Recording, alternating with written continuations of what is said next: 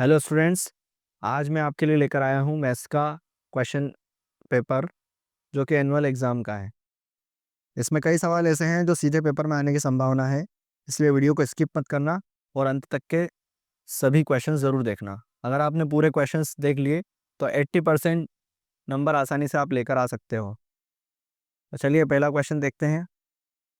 यहाँ क्वेश्चन दे रखा -7/19 का योगात्मक प्रतिलोम। यह हमेशा याद रखिए, प्रतिलोम का एक क्वेश्चन 100% एग्जाम में पूछा जाता है। प्रतिलोम का मतलब होता है उल्टा और योगात्मक मतलब चिन्ह। तो जिसका चिन्ह उलट दें हम तो उसका आंसर हो जाएगा। यहाँ माइनस लगा है तो प्लस वाला 7/19 जो है हमारा आंसर हो जाएगा।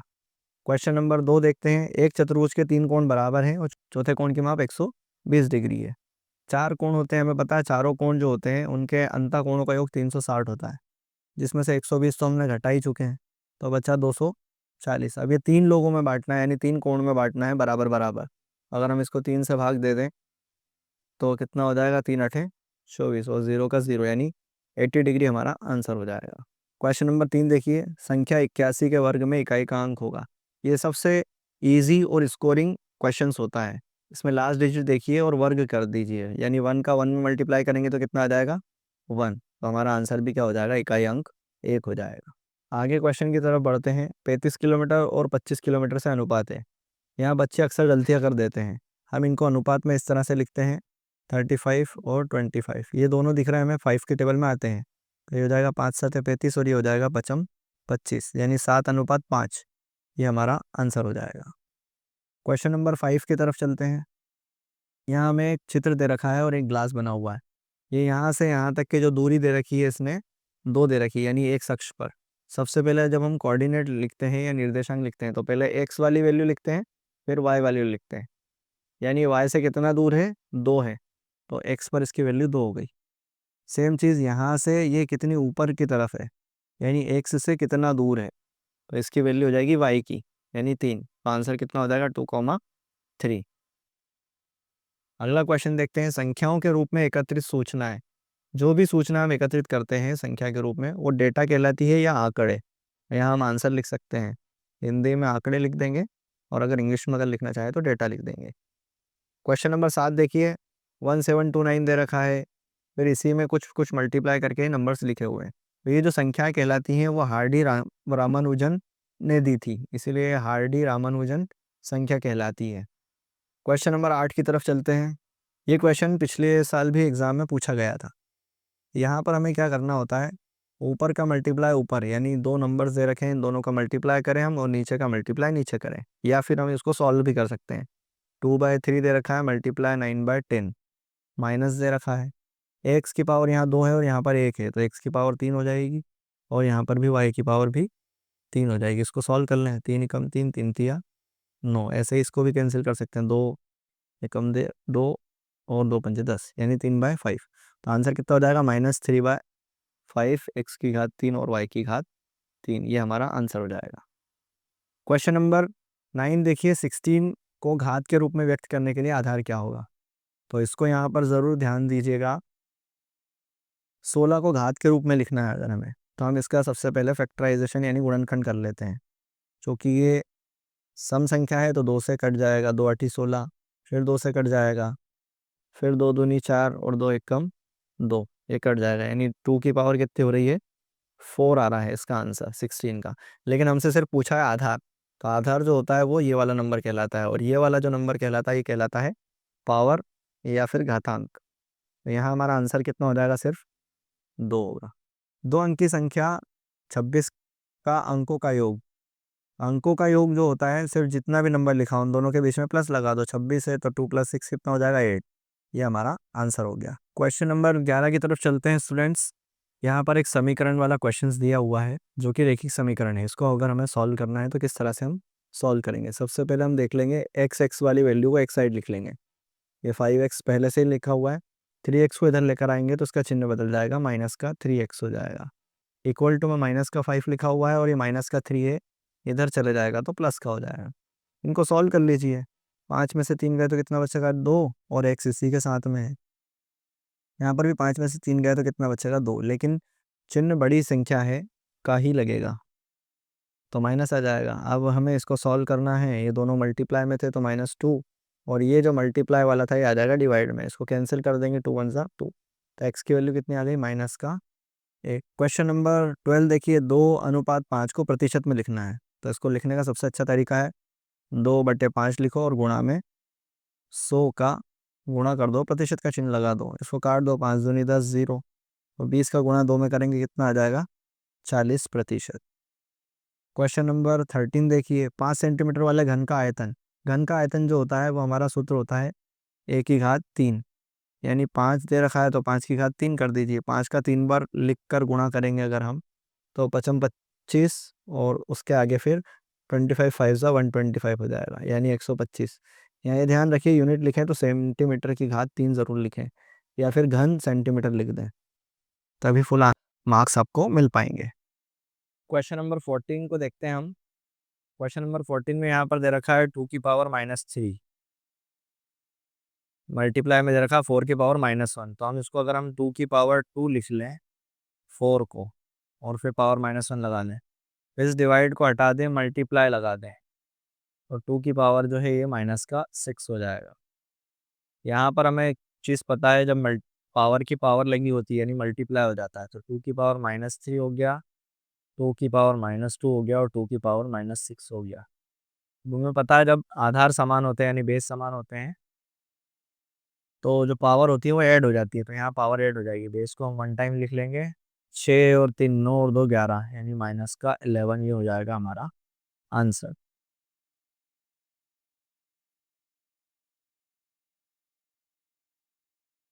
अब एक क्वेश्चन दे रखा है, यदि 6 पेन की कीमत 24 रुपये है तो 8 पेन की कीमत क्या होगी। बहुत इजी क्वेश्चन है। यहाँ अगर हम लिखें 6 पेन जो है वो 24 रुपये के हैं, तो एक पेन कितने का हो जाएगा, एक एक विधि से निकाल लीजिए, इसको 6 से डिवाइड कर दीजिए, 6 चौक 24, नहीं एक पेन 4 रुपये का है तो 8 पेन निकालना है, दोनों तरफ 8 का गुणा कर दें, 8 पेन कितने का हो जाएगा, 4 गुणित 8 यानी 32 रुपये के 8 पेन हमें मिल पाएंगे। अब क्वेश्चन नंबर 16 को देखते हैं हम। क्वेश्चन नंबर 16 में दे रखा है एक बिंदु 3 5 पर अंकित है, यानी अगर हम इस तरह से बना लें इसको,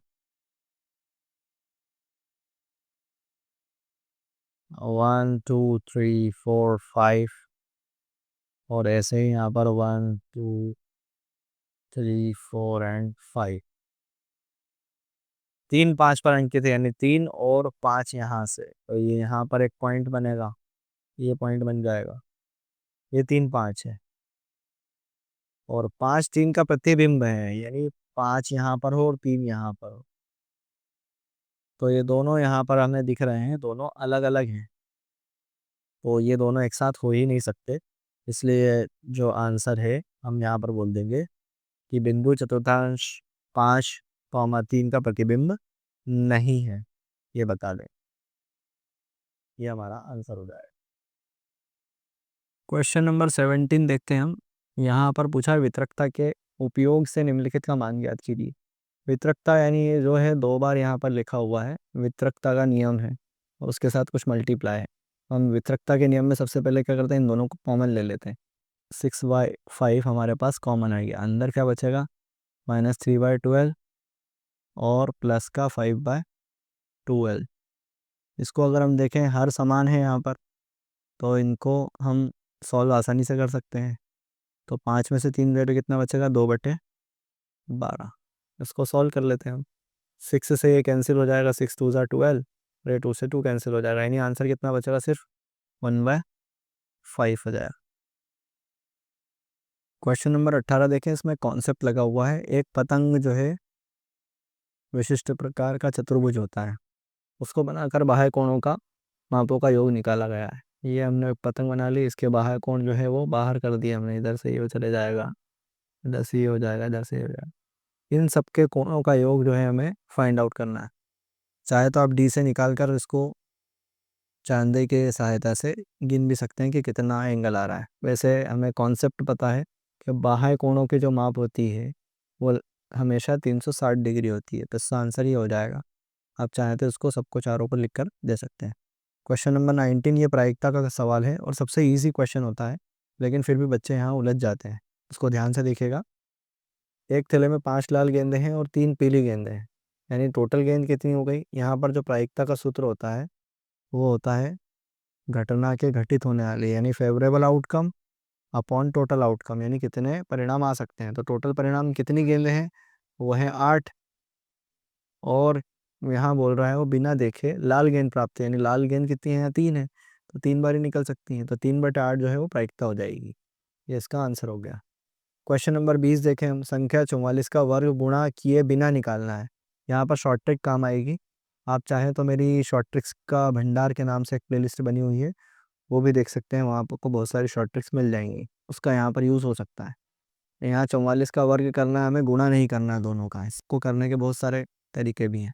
तो सबसे पहले क्या करो, यहाँ पर 3 तरह से हम इसको वैल्यू लिखेंगे। सबसे पहला जो आगे वाला 4 लिखा है इसका वर्ग कर दिया, और आखिरी वाला जो नंबर 4 ये भी 4 ही है इसलिए इसका वर्ग कर दिया। अब बीच में जो लिखेंगे हम 2 गुणित आगे वाला नंबर जो भी लिखा होगा और पीछे वाला नंबर जो भी लिखा होगा। अब यहाँ से हम इनको सॉल्व कर लेंगे। 4 चौक 16 हो गया, ये हो गया 4 चौक 16 दूनी 32 हो गया, और ये 4 चौक 16 हो गया। अब हमें इसको लिखना कैसे है, ध्यान से देखिएगा। लास्ट नंबर लेंगे और आगे कैरी फॉरवर्ड कर देंगे, इस एक को यहाँ पर भेज देंगे। ये हो जाएगा 33, तो 3 ये लिख लिया, और ये 3 को आगे हमने कैरी फॉरवर्ड कर दिया, ये हो जाएगा 19। अब आगे कुछ है ही नहीं इसलिए कैरी फॉरवर्ड नहीं कर पाएंगे। 1939 इसका आंसर हो जाएगा 44 के वर्ग का। सॉरी, मैंने यहाँ पर 9 लिख दिया, 6 होगा, 6 का 6 हो जाएगा, ये 1936 इसका आंसर हो जाएगा। क्वेश्चन नंबर 22 देखते हैं। यहाँ दे रखा है -3 की पावर m+1 और इंटू -3 की पावर 5। इस तरह का क्वेश्चन जिसमें आधार समान होता है, बीच में अगर गुणा होता है 100 यहाँ पे जुड़ जाती हैं, तो हम इसको इस तरह से लिख लेंगे -3, यहाँ थे m+1 और प्लस का 5 बराबर में लिख लेंगे -3 की घात 7। अब यहाँ लिख लेंगे हम तुलना करने पर, यानी अगर दोनों इक्वेशन देखें तो यहाँ पर बेस यानी आधार समान है -3 -3, तो घातों को सिर्फ एक साथ लिख लेंगे। ये हो जाएगा m+6 बराबर 7। m यानी 6 में कितना जोड़े कि 7 मिल रहा है, एक आंसर आ जाएगा। या फिर इसको सॉल्व करें रैखिक समीकरण को, 7 -10 से इधर आकर हो जाएगा, एक बचेगा। तो आंसर m इक्वल टू कितना आ जाएगा, 1। यहाँ लिखा भी था m का मान याद कीजिए, तो m का मान आ गया 1। ये हो गया हमारा क्वेश्चन नंबर 22। इस तरह का क्वेश्चन एग्जाम में ज़रूर दिखेगा आपको, या तो यही क्वेश्चन रिपीट होता है या फिर इस तरह का कोई दूसरा क्वेश्चन भी पूछा जाता है। क्वेश्चन नंबर 23 देखिए। यहाँ पर एक समीकरण का मॉडल दिया हुआ है। यहाँ दे रखा 5x - 6 बराबर 4। 5 गिलास बनाए हुए हैं और यहाँ दिया है ग्लास को x से शो किया है। ऐसे ही माइनस का जो ये बना हुआ है यहाँ पर, ये -1 जो के इक्वल दे रखा है, और जो ये +1 दे रखा है वो +1 की जगह दे रखा है, यानी कितने दे रखे हैं, 4। तो यहाँ पर 4 लिखा हुआ है, यहाँ माइनस के 6 लिखे हैं इसलिए इससे दे रखा है, और ग्लास को x बताया है 5x इसलिए 5x। इस तरह का मॉडल हमें 2 समीकरण दिए हैं इसी तरह के, तो यहाँ पर हमें 2 समीकरण इसी तरह से बनाने हैं, मॉडल बनाने हैं। अगले क्वेश्चन की तरफ चलते हैं। क्वेश्चन नंबर 24 देखते हैं। ये चक्रवृद्धि ब्याज के लिए दिया हुआ है। यहाँ पर 12,600 यानी मूलधन जो दे रखा है वो 12,600 है। रेट दे रखा है 10% और टाइम दे रखा है 2 years। तो या तो इसको डायरेक्टली हम सॉल्व करें, amount equal to P/1 + R/100 की पावर 2, ये फॉर्मूला होता है 2 साल के चक्रवृद्धि ब्याज के लिए। हमें यही फाइंड आउट करनी है।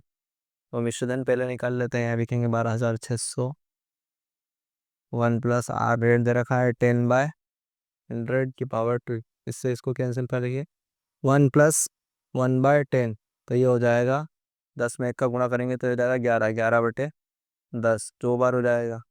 की घात 2 दे रखी है इसलिए 12,600 यहाँ लिख देंगे। इन 2 जीरो से 2 जीरो कैंसिल हो जाएगा, बाकी का इनका मल्टीप्लाई कर देंगे। 126 इंटू 11 का 11 में गुणा करेंगे, आ जाएगा 121। इन तीनों का हम मल्टीप्लाई कर लेंगे और हमारा आंसर यहाँ पर हमें मिल जाएगा। इन दोनों का मल्टीप्लाई करेंगे तो आ जाएगा 15,246। ये आ गया हमारे पास मिश्रधन। जब हम मिश्रधन में से CI निकालना होता है, चक्रवृद्धि ब्याज, और मिश्र धन में से हम क्या करते हैं, मूलधन को घटा देते हैं।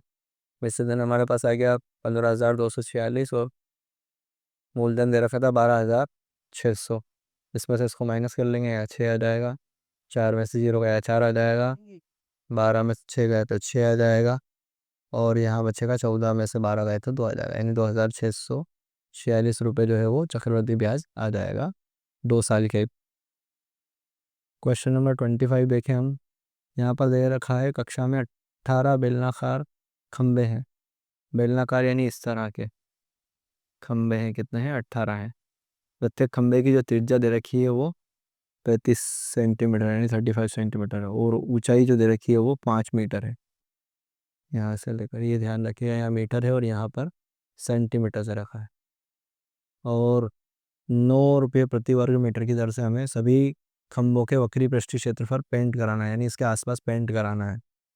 सबसे पहले हम क्या करते हैं, एक का वक्र पृष्ठ क्षेत्रफल निकाल लेते हैं।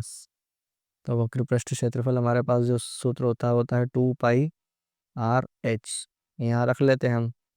तो 2π की जगह रखें 22/7 और r की जगह जो है वो रख लेते हैं हम 0.35, क्योंकि सेंटीमीटर से अगर हम 100 से डिवाइड कर दें तो ये हो जाएगा मीटर में, सब वैल्यू मीटर में आ जाएगी। h का जो मान दे रखा है, हाइट जो है वो 5 मीटर है। इनको बाकी को हम सॉल्व करते हैं, 7 से करते हैं, 7×5 = 35। यहाँ पर जो है वो पॉइंट हटाया तो बटे में 100 लग जाएगा।